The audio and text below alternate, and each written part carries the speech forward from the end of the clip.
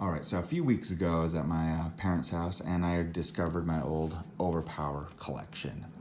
Now, for anybody who doesn't know, Overpower was a collectible card game from the mid-90s, and I was all about it, as you'll see here in my little collection.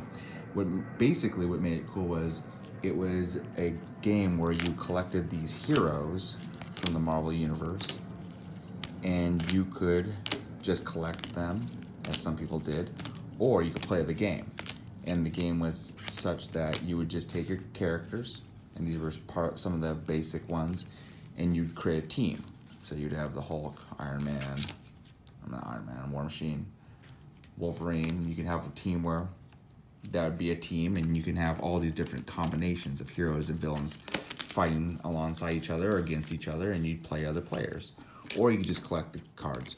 Now, the interesting thing was these were characters from the initial set, and then as Overpower became bigger and bigger, they started integrating more Avengers. Doctor Strange entered it, Daredevil, Domino, Black Widow, and eventually you got characters from the DC universe: Doomsday, another Avenger, Two-Face, Robin, and near the end of Overpower's lifespan, and there is an end to this story, Image Comics. So what that meant was, after all the collections, you could actually put together a team where you had your favorite X-Men all on one team. You could have the Fantastic Four. That'd be another team you can make. Or, and this is pretty cool, Captain America, Iron Man, and Spawn. So there's a lot of combinations. There's a lot of characters. In the end, there's over 200 some odd characters. But to kind of, if you don't know what Overpower is, I'm going to give you a real quick rundown. To understand it, basically, is you'll get one of these starter decks. These cost like $6 or $7. They had 62 cards in them. And let's crack one open to see what one looks like, to kind of get an idea. It would include 4 characters. You would get the same 4 characters in this deck. So this deck would always have Gambit, Rogue, Bishop, and Storm. So you would always at least get 4 characters, the very minimum number of characters you need to play the game. And then you get their special cards. Now, their special cards were cards that can only be played by Rogue or Bishop or Gambit. So under normal circumstances, Gambit could not use Bishop's card, obviously. Storm could not use Rogue's card. So there were these special cards.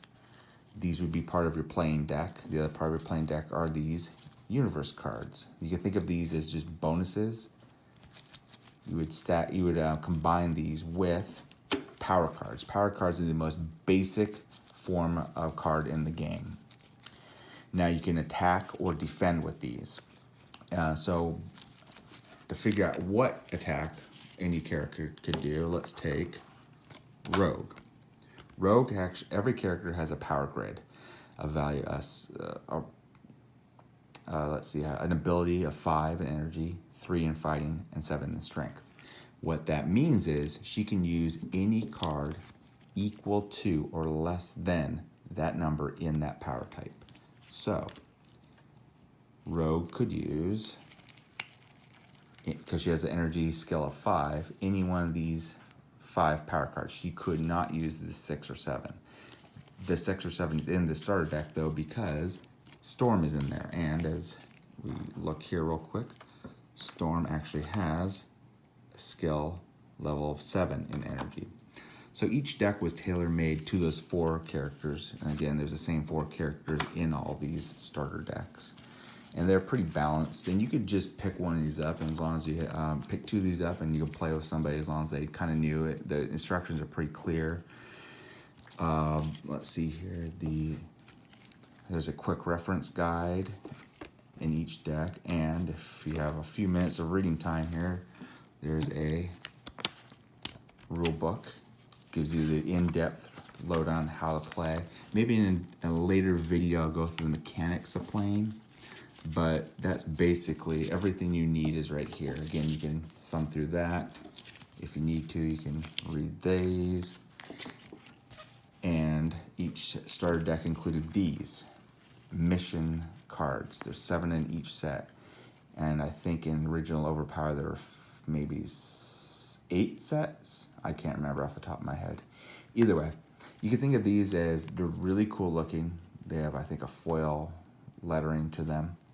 And they're basically just betting chips that you use. They don't go in, you don't shuffle them in your playing deck. These are the cards that you would shuffle together, and then you would draw a hand and play that way. So, long and short, that's the very basics, real quick and dirty of how to play Overpower. Again, in a later video, I'm going to break it down, maybe do a quick example game, but that would be how you get them. Now, one thing you'll notice is you get 4 characters in each starter deck, and in the original release of Overpower, there were 39 characters. Well, how do you get the other 39, or 35? There were 6 starter decks. What we looked at was the Mutants Unite, and then there was a Clobbering Time, Sworn to Protect, which is this one. This one has Professor X, Cyclops, Jean Grey, and Jubilee, Lethal Allies, Deadly Foes, and Heroes Assemble. You can buy any of these on eBay. Again, they retailed for $6 or $7 or $8 back in the day, and today you can get one as low as $1 plus shipping. So for a couple bucks, I've seen them go on sale for $5 max. Maybe even if somebody's getting really greedy, upwards of $6 or $7 per pack starter deck. These 2, Lethal Allies and Lethal Allies and one of these other ones is really expensive too. So this is how you get those heroes. Then there's some heroes who you can only get from booster packs, meaning they're not in starter decks at all. So you'd go to your comic book store or wherever, and you would find these starter decks. Now, more plentifully were these, the booster packs, and it still has a sticker. These were, I remember seeing them in like Walmart, Target, in a lot more stores, from local department stores or wherever, in addition to comic book stores. These were the booster packs. So you could not complete your collection just by buying starter decks. You could make a good dent in it, but in order to complete the collection, you needed to get booster packs. And I think they were like $2 each. And the reason why this is 3 is this actually has 9 cards in each booster pack. This one has 15, or 17. Okay, sorry. This was sold at Walmart. That was a Walmart exclusive. These were everywhere, so you can get these online. I think I got this one, a pack of 3 for, I think, like $6.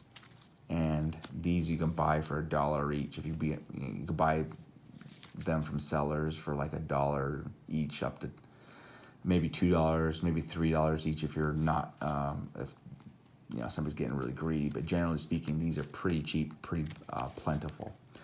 So what we're going to do is we are going to open up a booster pack. I have not done this since 1995. Let's look at it actually first.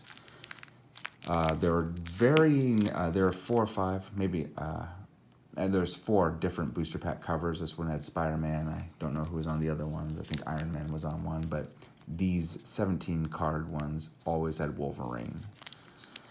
There was this, an offer to get a free game guide. The game guides were actually pretty useful because you can read the really dry rule book, but the game guide, which I might share in a future video, actually walks you through and has specific tips for each deck.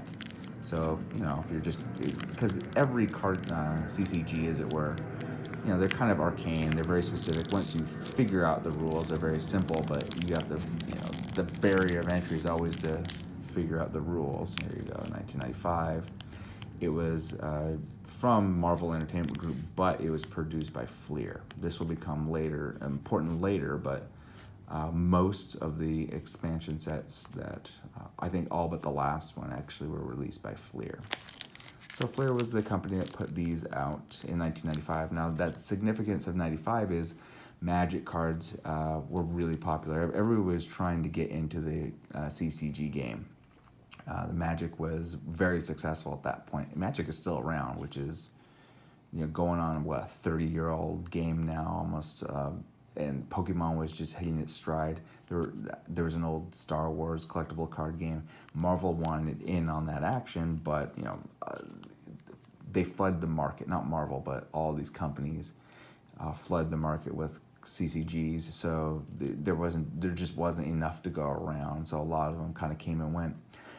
Overpower only lasted from summer of 1995, and its last expansion set was officially released in early 1999. So there were a lot of expansions, and clearly there were, intents to have it go just beyond Marvel, as we see with Image. But it was only a 4-year-old game, and unfortunately it met its end before it can. There are other future releases planned, but I guess there just wasn't enough popularity. But for now, let's open this one up. Something I haven't done since 1995, at least not for one of these original Overpower ones. All right.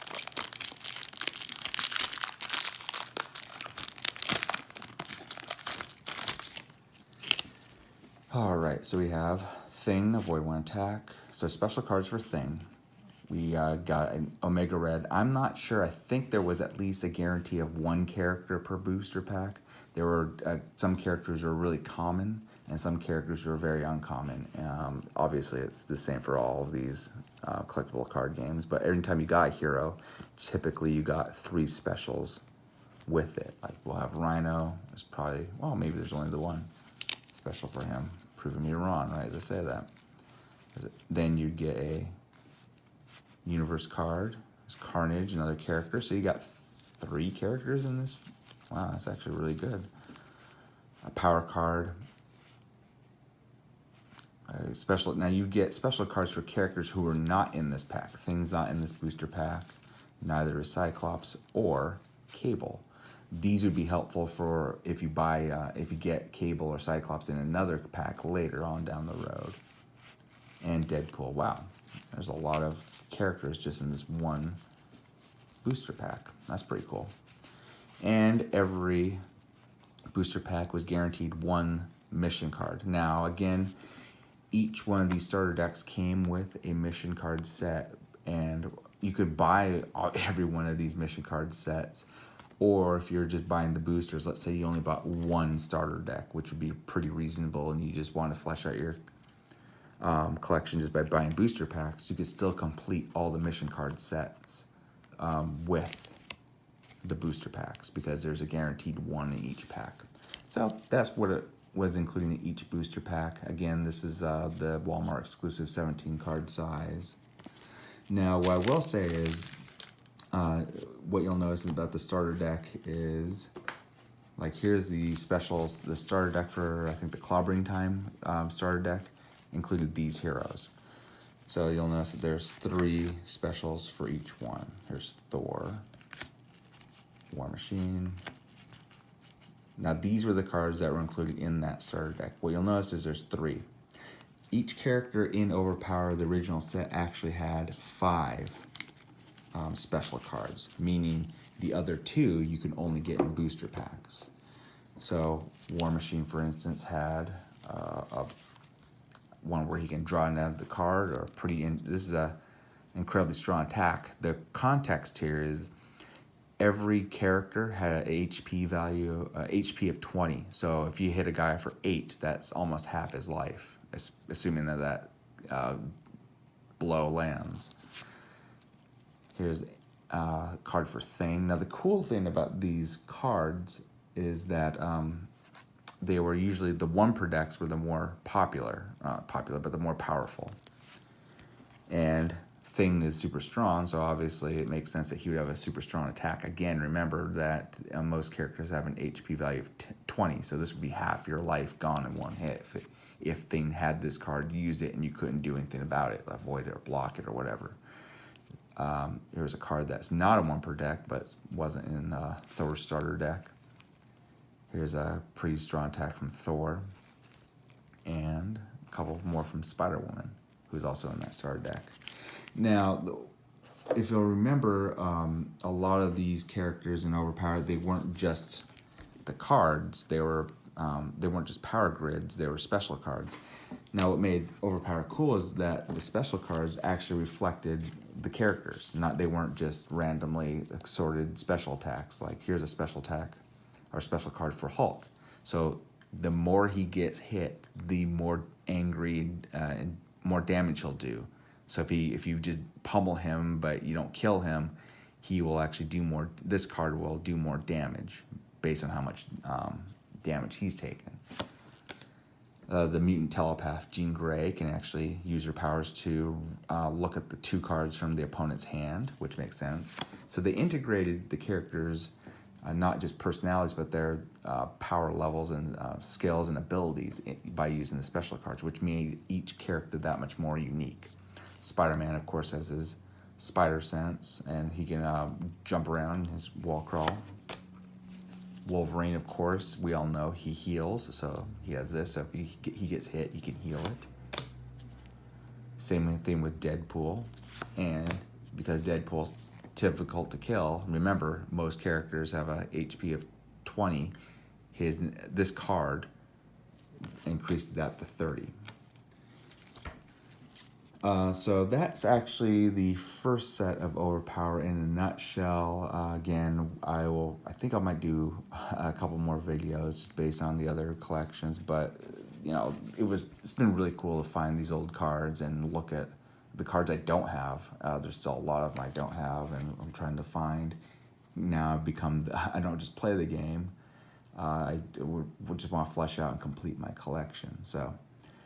Again, if you have any comments, please drop a comment, and I will do more videos, and I'll share some more of my collection later.